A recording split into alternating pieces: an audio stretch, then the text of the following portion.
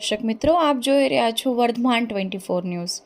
વર્ધમાન 24 ન્યૂઝને સબસ્ક્રાઇબ કરો, લાઇક અને શેર કરો.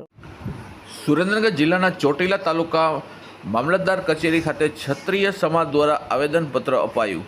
પરસોત્તમ રૂપાલા વિરોધ ચીમકી ચોટીલાના પણ જોવા મળી.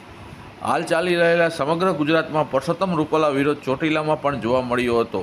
ચોટીલામાં ક્ષત્રિય રાજપૂત સમાજ દ્વારા પરસોત્તમ રૂપાલા સમક્ષ વિરોધ વ્યક્ત કર્યો. સમગ્ર ક્ષત્રિય રાજપૂત સમાજની વાડીએ એકત્રિત થઈ બાઇક રેલી મામલતદાર સુધી યોજી હતી. આ રેલીમાં ગૌરક્ષક પ્રત્યક્ષ અને ગૌરક્ષક ટીમ પણ ઉપસ્થિત રહી હતી. મામલતદાર પહોંચી મામલતદારશ્રીને આવેદનપત્ર પાઠવવામાં આવ્યું હતું અને રજૂઆત કરવામાં આવી હતી કે આ કોઈ સમાજ કે પક્ષ સમક્ષ વિરોધ નથી, આ એક વ્યક્તિ સમક્ષ વિરોધ છે અને પરસોત્તમ રૂપાલાની ટિકિટ ના મળે તેવી રજૂઆત કરવામાં આવી. પરસોત્તમ રૂપાલા વાણી વિલા સમક્ષ વિરોધ વ્યક્ત કરવામાં આવ્યો હતો. અહેવાલ જયસિંહભાઈ સારોલા, સાયલા.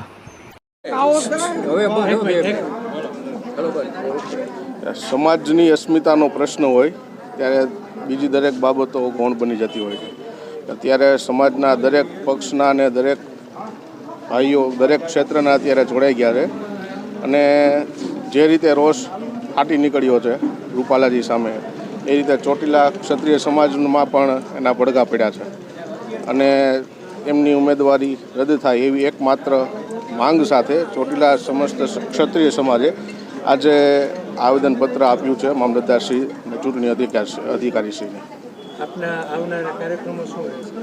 હવે જોઈએ ક્ષત્રિય સમાજનું ગુજરાત રાજ્ય લેવલે જે રીતે સંકલન સમિતિનું આયોજન હશે, એ લોકોના જેવા દિશા નિર્દેશ હશે એ પ્રમાણે અમે આગળ વધીશું.